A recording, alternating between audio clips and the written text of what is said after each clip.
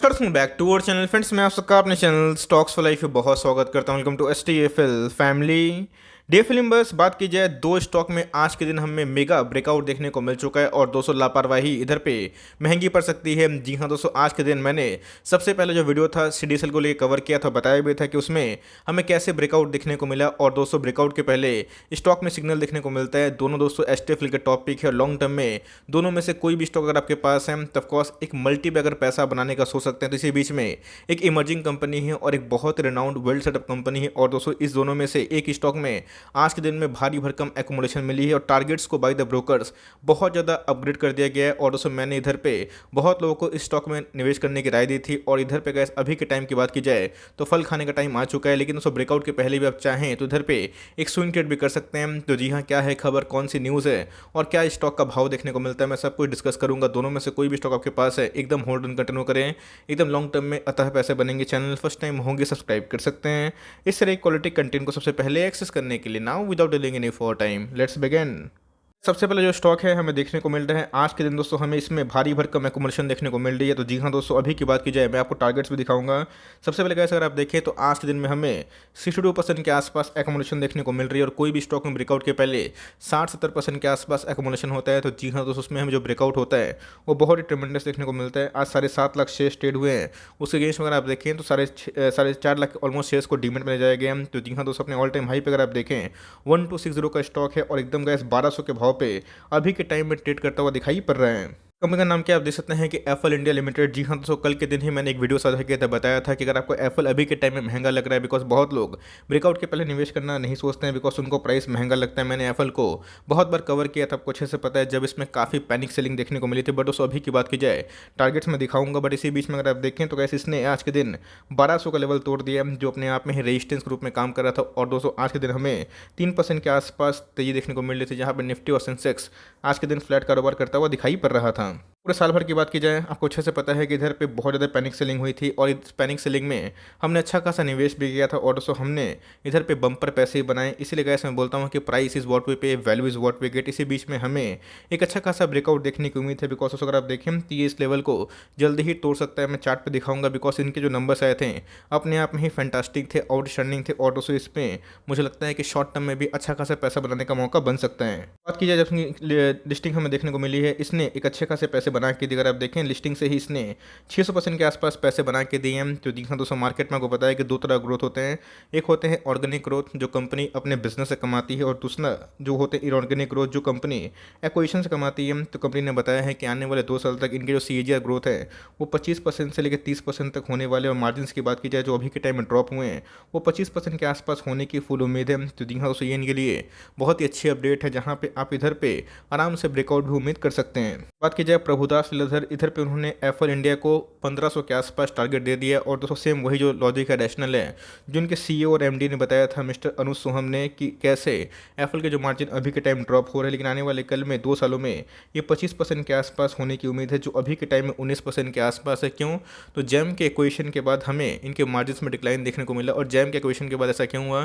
Because उन्होंने बताया था कि जैम को एक्वायर करने के बाद इधर पे उनके खर्चे बढ़े हैं, कंपनी को दोहराना पड़ेगा और उसके लिए सारे सेटअप के लिए इनको जो एक्सपेंसेस हैं ऑफकोर्स वो करना पड़ रहा है। और खासकर दोस्तों जो इन्वेंट्री कॉस्ट हैं उसमें भी कंपनी खर्चे बढ़ते हुए दिखाई पड़े, लेकिन लॉन्ग टर्म में इसमें ग्रोथ विजिबल दिखाई पड़ेगी। और इनके पास अभी के टाइम में सबसे अधिक दोस्तों कैश हमें देखने को मिलता है। तो जी हाँ दोस्तों, अभी के टाइम की बात की जाए तो हम लोग के लिए बहुत बड़ी अपडेट है बिकॉज हमने एफएल को बहुत ही लंबे अरसे से होल्ड किया है जब बहुत पैनिक था। अब दोस्तों बात की जाए तो लोग इधर पे पूरा बुलिश हमें देखने को मिल रहा है। प्रभुदास लीलाधर की बात की जाए तो उन्होंने काफ़ी बुलिश स्टेटमेंट भी दे दिया है।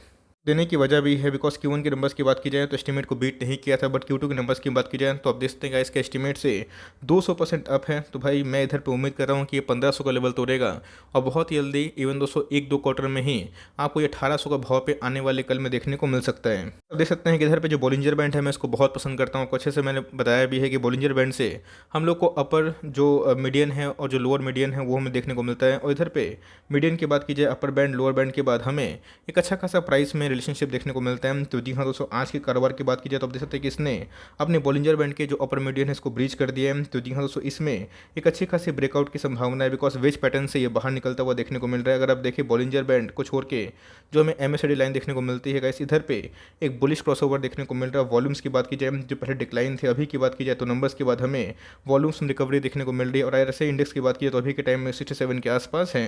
अगर आपको एप्पल महंगा लगता है, जो कि मैंने बहुत बार सस्ते में कवर किया था, तो भाई आप इसके जगह पे इंडिया मार्ट पे निवेश कर सकते हैं। इसके पहले मैंने बताया था कि इंडिया मार्ट और रूट मोबाइल अभी के टाइम में वैल्यू ऑफर कर रहे हैं। लेकिन दोस्तों, जिनको ब्रेकआउट से पहले कोई स्टॉक में निवेश करना है तो आप चाहें तो उधर पे SIP भी कर सकते हैं। मेरे हिसाब से अगर आप चाहते हैं तो 1130 का SL लेके ध्यान रखिएगा। अगर आप स्विंग लेते हैं 1130 का स्टॉप लॉस लीजिएगा। और टारगेट की बात की जाए तो 1500 से लेकर 1600 आने वाले कुछ क्वार्टर में उम्मीद कर सकते हैं। मुझे लगता है कि जल्दी ही टारगेट्स अचीवेबल होगा। तो जी हाँ, हम लोग के लिए एक बहुत बड़ी अपडेट है, बिकॉज हम लोगों ने इसका पेन झेला है। तो अब टाइम की बात की जाए तो गेन है। और इस सेंटीमेंट का दोस्तों याद रखिएगा, मार्केट में हमेशा पॉजिटिव नेगेटिव होता है। जब नेगेटिव होता है तो उधर पे अच्छे क्वांटिटीज में आपको बाई करनी चाहिए। तो अपने इधर पे लिया हुआ है तो होल्ड एंड कंटिन्यू करें। इधर पे गाइस टारगेट्स मुझे बहुत ही अब दिखाई पड़ रहे हैं।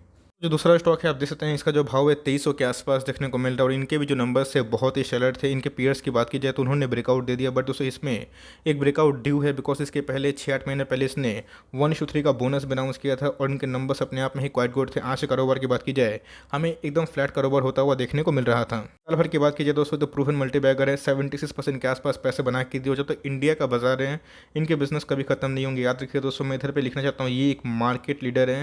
अगर आप इनके पीयर्स पे निवेश करते हैं तो ऑफकोर्स निवेश रहे, बट इधर पे अगर आपको फ्रेश एंट्री करनी है तो मेरे हिसाब से आपकी जो पकड़ होनी चाहिए इस पे ज़्यादा होनी चाहिए। और उसके बाद आप चाहें तो सब्स्टिट्यूट के अकॉर्डिंग आप इनके पीयर्स को जो कि हाई बीटा वाले हैं उसमें निवेश करने का सोच सकते हैं। लॉन्ग टर्म की बात की जाए, आपने देखा है कि एप्पल की जो लॉन्ग टर्म चार्ट पैटर्न है बहुत ही प्रॉमिसिंग नहीं है, क्योंकि हाल फिलहाल में लिस्टिंग हुई थी। बट यस, लिस्टिंग के बाद उसने अच्छे खासे पैसे बना के दिए थे। तो जी हाँ, उसमें हाई ग्रोथ हमें देखने को मिलती है, एक्सपोनेंशियल ग्रोथ हमें देखने को मिलती है। तो इसी बीच में अगर आपको हाई ग्रोथ में निवेश करना है तो गो विद एप्पल कंपनी, बहुत अच्छी कंपनी है, एड वाले बिजनेस है। लेकिन यस, आपको अगर इधर पे स्टेबिलिटी वाले रिटर्न चाहिए तो जी हाँ दोस्तों, अभी के टाइम की बात की जाए ये कंपनी बहुत ही प्रॉमिसिंग है। और आप देखते हैं कि इधर पे कभी भी ब्रेकआउट का संभावना हो सकता है। कंपनी का नाम क्या है, आप देख सकते हैं कि एस्ट्रल लिमिटेड। जी हाँ दोस्तों, मैंने Q2 के नंबर्स का रिव्यू किया था, बताया था कि नंबर्स अपने आप में ही बहुत ही अच्छे हैं। प्रिंस 5 की बात की जाए तो उसमें हमें ब्रेकआउट देखने को मिल चुका है, बट इधर पे एक जल्द ही ब्रेकआउट की पॉसिबिलिटी भी है। अगर आप देखें तो ब्रेकआउट की पॉसिबिलिटी क्यों होती है, बिकॉज मार्केट में आपने देखा कि मार्जिन प्रेशर के बावजूद भी एप्पल की बात की जाए डिक्सन की बात की जाए, इधर पे एस्ट्रल की, तो उन्होंने अपने EPS को बीट किया है। अगर आप देखें इस क्वार्टर में EPS उसको 18% से बीट होते हुए हमें देखने को मिल रहा है, जो अपने आप में बहुत ही फैंटास्टिक है।